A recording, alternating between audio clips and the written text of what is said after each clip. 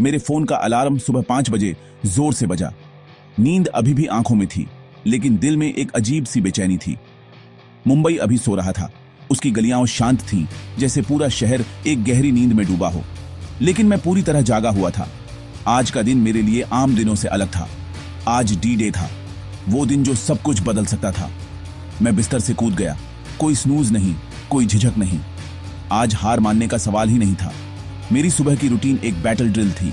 ठंडा शावर, शीशे में घूरना, नर्वसनेस और उम्मीद की जिद वाली चिंगारी देखना। हर दिन की तरह आज भी खुद को तैयार करना था, लेकिन आज की तैयारी में एक अलग ही जोश था। मेरी सबसे अच्छी सफेद शर्ट, जिसे मैंने कल रात इस्त्री किया था, कवच जैसी लग रही थी। जैसे ये शर्ट मुझे आज के चैलेंज के लिए प्रोटेक्ट कर रही हो। हर बटन एक वादा था। कॉन्फिडेंट रहो, ईमानदार रहो, अपना बेस्ट दो। हर बटन के साथ मैं खुद को और मजबूत महसूस कर रहा था। ये सिर्फ सैलरी की बात नहीं थी, ये साबित करने की बात थी कि मैं इस शहर में कुछ कर सकता हूँ। ये मेरी पहचान बनाने का मौका था। मैंने अपना बैकपैक, सर्टिफिकेट्स और माँ का टिफिन उठाया। हर चीज को ध्यान से रखा, जैसे ये मेरी जर्नी के साथी हों। घर के खाने की खुशबू ने मुझे याद दिलाया कि मैं ये सब क्यों कर रहा था। माँ की ममता और सपनों की भूख दोनों साथ चल रही थी। शहर जाग रहा था। दूध वाले, अखबार बेचने वाले, सुबह जल्दी उठने वाले लोग, हर कोई अपने अपने सपनों के पीछे भाग रहा था। अब मैं भी उन्हीं में से एक था।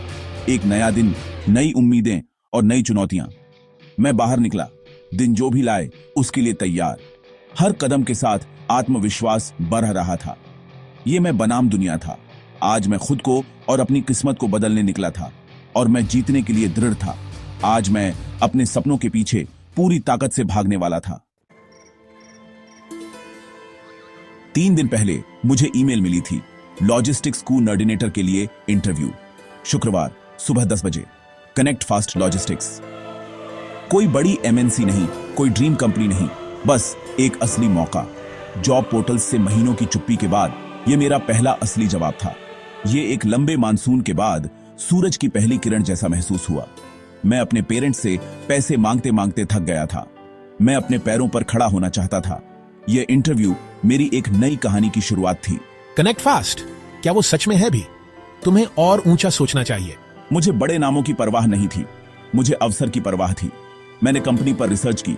एक बढ़ता हुआ स्टार्टअप छोटे बिजनेस के लिए असली प्रॉब्लम सॉल्व कर रहा था। यह ग्लैमरस नहीं था, लेकिन यह मायने रखता था। जब मैं ट्रेन स्टेशन की ओर चल रहा था, सुबह की भागदौड़ ने मुझे परेशान नहीं किया। मैं एक मिशन पर था। यह मेरे नए जीवन की शुरुआत थी। मैं रिस्क लेने के लिए तैयार था। एड्रेस मुझे एक व्यस्त इंडस्ट्रियल एरिया की एक मामूली बिल्डिंग में ले गया। न कोई शीशा, न कोई ग्लैमर। ऑफिस एक बड़ा खुला हॉल था जो एक्टिविटी से भरा हुआ था, लग्जरी से नहीं। सिंपल डेस्क पर युवा लोग व्हाइट बोर्ड, मैप्स और नोट्स से ढके हुए थे। एनर्जी कच्ची थी, फोकस्ड, कैओटिक, रियल। क्या मैं आपकी हेल्प कर सकता हूँ? मैं लॉजिस्टिक्स कोऑर्डिनेटर के इंटरव्यू के लिए आया हूँ। मिस्टर वर्मा का ऑफिस, वो वेट कर रहे हैं। मैं डेस्क के भूल भुलैया से गुजरा, हवा में एम्बिशन महसूस करते हुए। ये दिखावे के बारे में नहीं था, ये कुछ असली बनाने के बारे में था। मैंने दरवाजे पर नॉक किया, इसका हिस्सा बनना चाहता था। मिस्टर वर्मा, 40 के आखिर में, serious, checked shirt, no smile. उनके चेहरे पर एक सख्त प्रोफेशनलिज्म था, जैसे हर इंटरव्यू उनके लिए एक टेस्ट हो।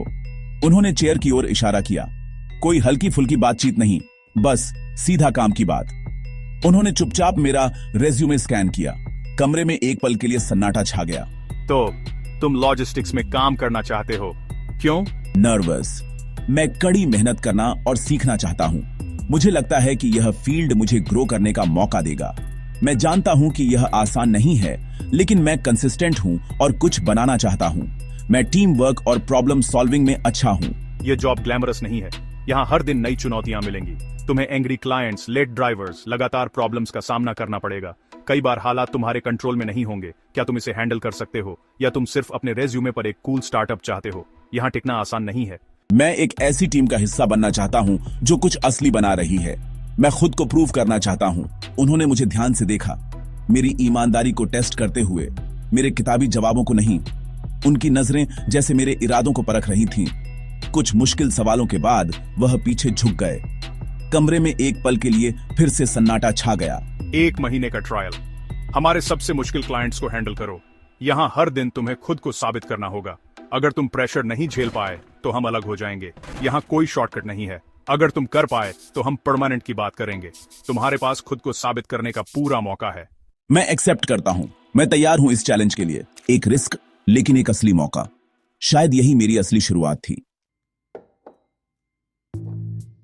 मेरा पहला दिन इंटरव्यू के तुरंत बाद शुरू हुआ। कोई ओरिएंटेशन नहीं, कोई वेलकम किट नहीं। ये हमारा नया ट्रेनी है। ये वेस्ट साइड डिलीवरी संभालेगा। मुझे एक डेस्क, एक कंप्यूटर और डिलीवरी शेड्यूल की बार मिली। प्रेशर तुरंत था। ये ऐसे वादे थे जिन्हें मुझे निभाना था। फोन बजा। एक क्लाइंट स्टेटस अपडेट चाहता था। जानकारी ढूंढते हुए मेरे हाथ कांप रहे थे। हर कॉल एक एग्जाम जैसा लगता था। हर ईमेल एक नया चैलेंज था। ओपन ऑफिस का मतलब था कि हर कोई मुझे स्ट्रगल करते देख सकता था। मिस्टर वर्मा पास से गुजरे, चुप लेकिन चौकस। मुझे खुद को संभालना था। यह वही टेस्ट था जिसके बारे में उन्होंने मुझे वार्न किया था। मैंने व्हाइट बोर्ड की ओर देखा। हर जगह रूट्स और टाइमिंग थी। यह इम्पॉसिबल लग रहा था। मेरे दोस्त शायद आरामदायक ट्रेनिंग प्रोग्राम्स में थे। मैं मुश्किल में था, लेकिन यह वही रिस्क था जो मैंने चुना था और मुझे इससे बचना था। पैनिक बढ़ा, लेकिन मुझे कॉलेज वर्कशॉप की एक सलाह याद आई। रुको, सांस लो, प्लान बनाओ। मैंने फोन नीचे रखा, आंखें बंद की, एक गहरी सांस ली। मेरे पेट की गांठ ढीली पड़ गई। मैंने एक नोटपैड उठाया और एक प्रायोरिटी लिस्ट बनाई। Urgent delivery, problem clients, difficult routes. मैंने ड्राइवर्स को कॉल किया, लोकेशंस कंफर्म की, टाइम एस्टीमेट किया। एक एक काम करके मैंने कंट्रोल हासिल करना शुरू कर दिया। मैंने एक सिंपल ट्रैकिंग शीट बनाई, हर कॉल के बाद अपडेट करता था। कैओस एक ऑर्गेनाइज्ड प्लान बन गया। मैंने सिर्फ रिएक्ट नहीं कर रहा था, मैं एंटीसिपेट कर रहा था। उस एक सलाह ने मुझे इस तूफान से निकलने में हेल्प की। कभी कभी क्राइसिस में सबसे पावरफुल चीज शांत रहना और साफ सोचना होता है। जैसे ही मैंने अपना रिदम पाया, एक क्राइसिस आ गई। एक ड्राइवर ने कॉल किया, टायर पंचर, ट्रैफिक में फंसा हुआ, एपेक्स एंटरप्राइजेस की डिलीवरी लेट। एपेक्स हमारा सबसे बड़ा क्लाइंट था। मेरा खून ठंडा पड़ गया। मिस्टर वर्मा के शब्द गूंज रहे थे, तुम हमारे सबसे मुश्किल क्लाइंट्स को हैंडल करोगे।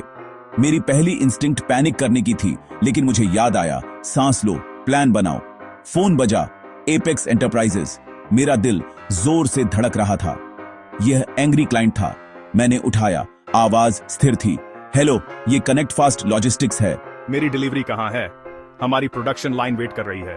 प्रेशर बहुत ज्यादा था। Late delivery, angry client, boss देख रहा था। मेरे दिमाग में 100 बहाने थे, लेकिन कोई भी प्रॉब्लम सॉल्व नहीं करेगा।